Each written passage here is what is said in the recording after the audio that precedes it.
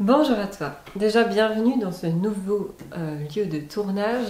J'ai changé mon atelier pour pouvoir avoir un endroit un peu plus spacieux pour pouvoir vous parler.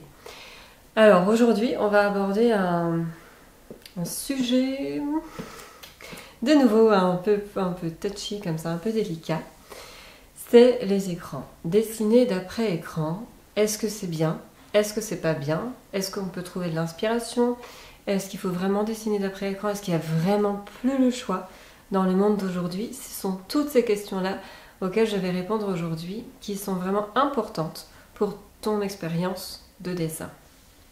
Avant ça, je tiens à te signaler qu'il y a une formation gratuite de dessin qui est disponible sur mon site internet. Je te donne le lien en haut en fiche autour de moi, en description aussi, pour que tu puisses d'ores et déjà faire le premier pas si tu en as envie.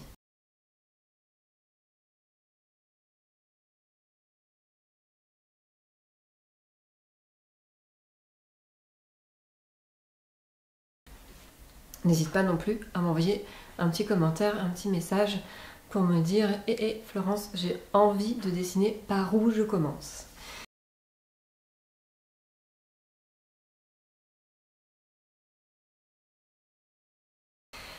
Voilà pour la petite parenthèse, importante néanmoins. Alors, les écrans, est-ce que c'est bien? Est-ce que c'est pas bien? Comment est-ce qu'on peut les utiliser dans le dessin? Alors déjà, il y a un écran que je vais enlever, c'est celui de la tablette graphique, que moi je n'utilise pas du tout, parce que vraiment j'ai besoin de ce contact avec le papier. La tablette graphique, j'ai essayé dans mes débuts, quand j'avais une vingtaine d'années, et j'ai pas... alors les tablettes étaient toutes nouvelles aussi, mais j'ai pas eu cette sensation de facilité. Pour moi, c'était plutôt compliqué.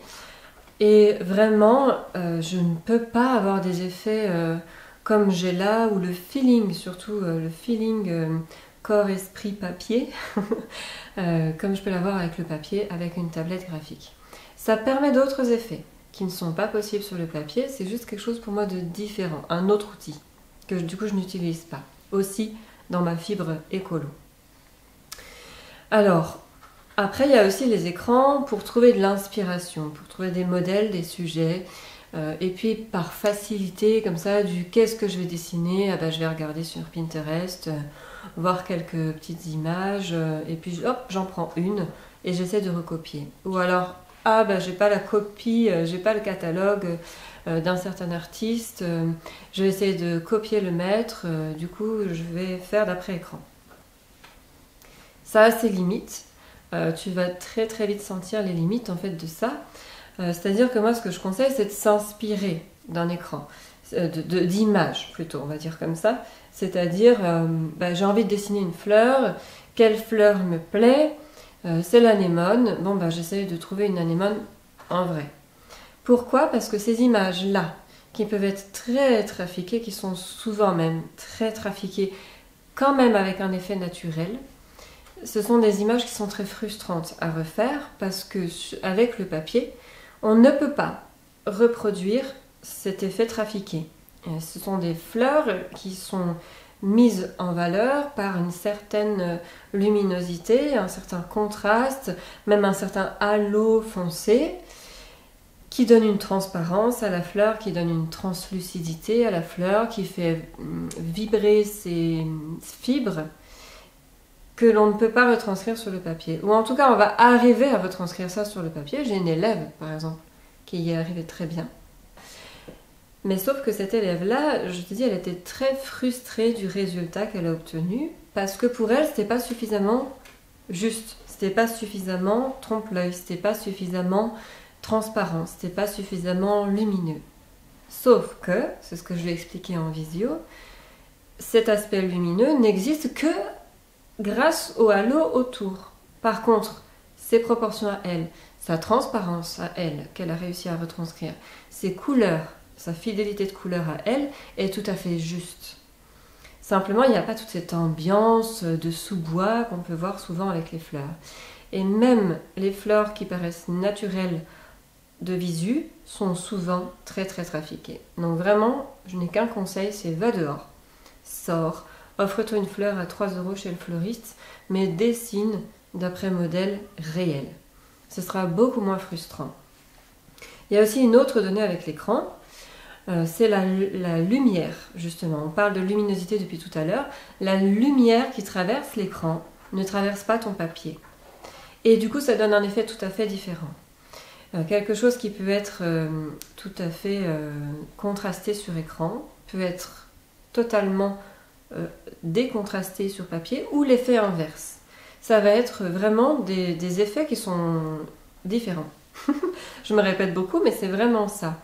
Et en plus, ça va fatiguer l'œil. C'est-à-dire que tu vas passer de modèle avec lumière, modèle sans lumière, modèle avec lumière, modèle sans lumière, modèle avec lumière, modèle sans lumière. Et les yeux, ils changent leur perception. D'après écran, tu ne vas pas avoir cette faculté de pouvoir te concentrer sur un détail précis comme tu l'as en vrai, parce que tu n'as pas de vrai relief. Donc c'est beaucoup plus difficile de se concentrer sur des détails précis. Tu as tendance à n'avoir presque que la vue générale et que tu ne peux pas agrandir, modifier, etc.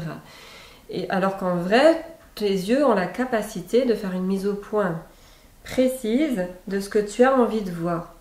Si j'ai envie de voir là le bouton on-off de mon appareil photo, je vais arriver à bien mieux le voir là maintenant que sur une photo de mon appareil photo. Parce que sur une photo de mon appareil photo, ce que je vais voir d'emblée, c'est l'objectif.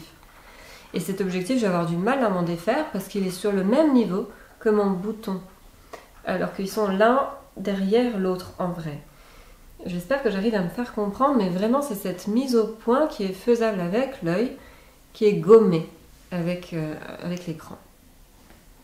Et puis il y a une troisième problématique, c'est que travailler d'après écran, c'est travailler, comme je dis toujours, d'après photo. Du coup, tu peux pas faire la transcription 2D, 3D, 3D, 2D. Le travail du dessinateur, pour moi, c'est vraiment de retranscrire sa vision des choses. Et si on travaille d'après photo ou d'après écran, alors on n'a pas cette transcription à faire du volume sur la page. On doit, en tant que dessinateur, voir quelque chose en volume, comme tout le monde, et le retranscrire en 2D à plat, mais tout en ayant l'impression que c'est du 3D. Et du coup, toute cette transcription-là, tu n'apprends pas à la faire, tu ne te formes pas à la faire, et tu n'as pas, du coup, la vision des choses que tu pourrais avoir. Il est aussi beaucoup moins intuitif de cadrer ce qu'on veut cadrer, composer ce qu'on veut composer d'après une photo. On va avoir tendance à garder le même format, à ne pas recomposer tout ça parce que c'est déjà en 2D, c'est déjà cadré, c'est déjà à plat. Alors certes, ça simplifie beaucoup les choses, mais ça ne te forme pas au dessin autonome. Ça ne te forme pas vraiment au dessin autonome. Tu vas toujours avoir besoin d'une photo plutôt que d'aller en randonnée, dessiner un paysage que tu vois comme tu le vois. Donc voici tous les inconvénients de l'écran. L'inconvénient aussi de travailler d'après photo par rapport à du 3D, même si parfois on n'a pas le choix. Par exemple, un coucher de soleil, on va le prendre en photo parce que c'est tellement fugace que le temps de trouver la bonne couleur, ça a déjà changé. Donc il y a des choses qu'on est obligé de prendre en photo. Alors je fais une petite interruption, pardon pour ça, mais j'inclus aussi dans cette vidéo ce que j'ai oublié au moment du tournage, c'est-à-dire le travail d'après photo sans écran. Ne pense pas que travailler d'après photo équivaut à travailler d'après écran. C'est ce que je dis en titre de ma vidéo, parce que d'après écran, tu travailles d'après photo.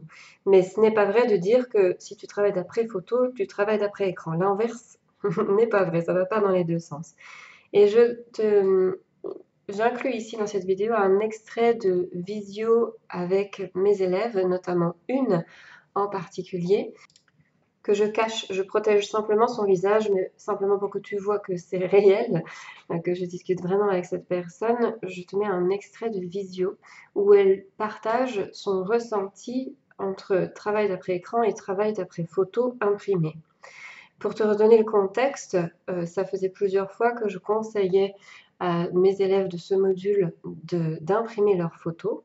Il s'agit du module corps humain où ça peut être compliqué de trouver des photos, mais pas tant que ça. Et où ça faisait 5 visios que je conseillais, il n'y avait pas de changement de leur côté, il n'y avait pas non plus de progression de leur côté dans leur dessin.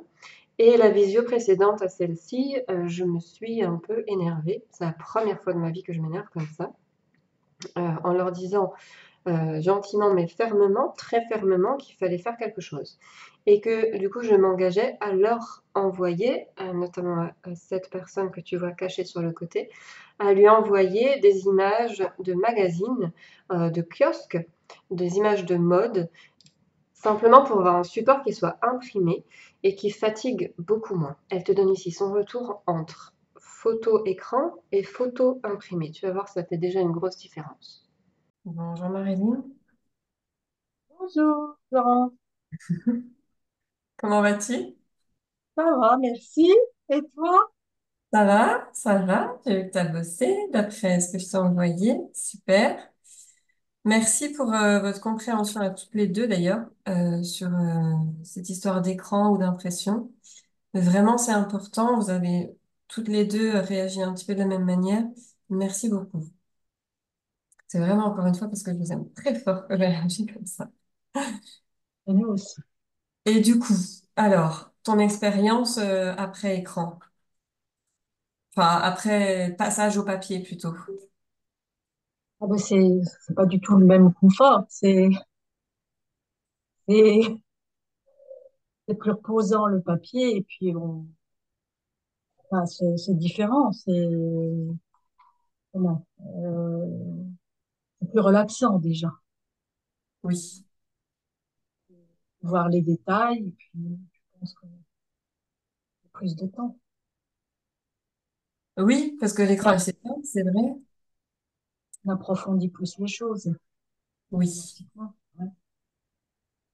tout à fait. Non, et puis je trouve que c'était mieux. Enfin moi j'étais contente après, même si au bout du compte, bon, enfin, on voit qu'il y a des choses à améliorer, mais il y a le timing quand même à respecter. Ne pas y passer une matinée, quoi, enfin, ou une heure. Oui, parce que c'est le but de ces chapitres-là de diminuer le temps de dessin.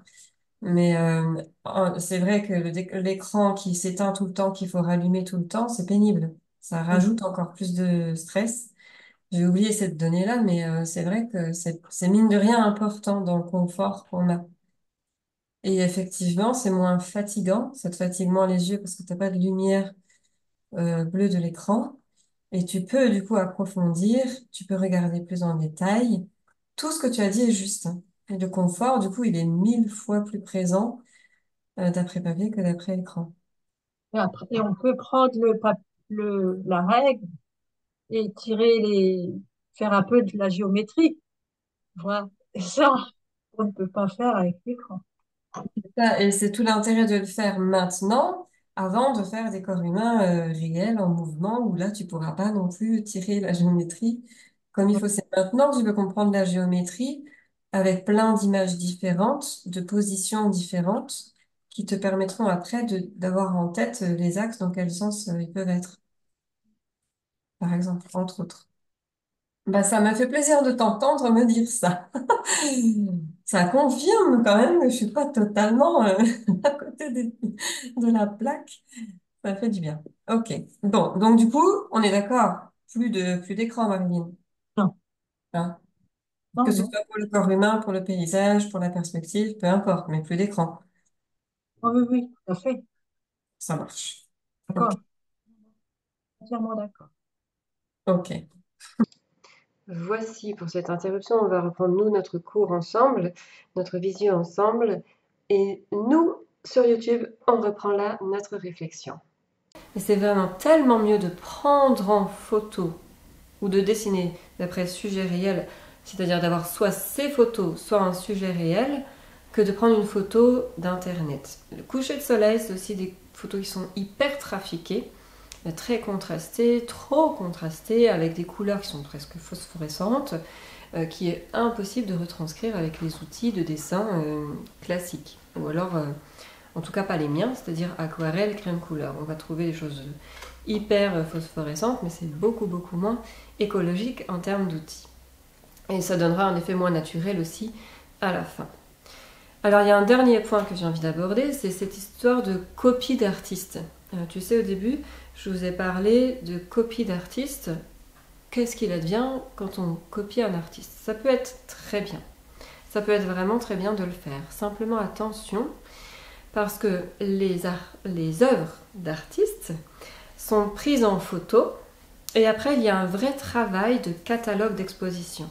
C'est-à-dire qu'entre l'œuvre de l'artiste et les catalogues d'exposition, il est possible qu'il y ait une différence de colorisation. L'impression fait que entre l'écran et l'imprimé, il peut y avoir une différence.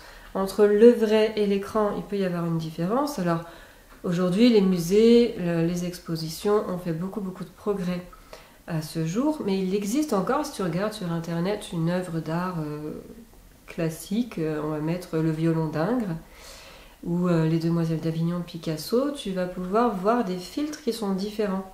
C'est-à-dire comme si il y avait sur tout le tableau un filtre bleu, ou sur tout le tableau un filtre rose, tout le tableau un filtre jaune. Et c'est très difficile de savoir quel est le vrai, quel est le plus juste, si on ne l'a jamais vraiment vu.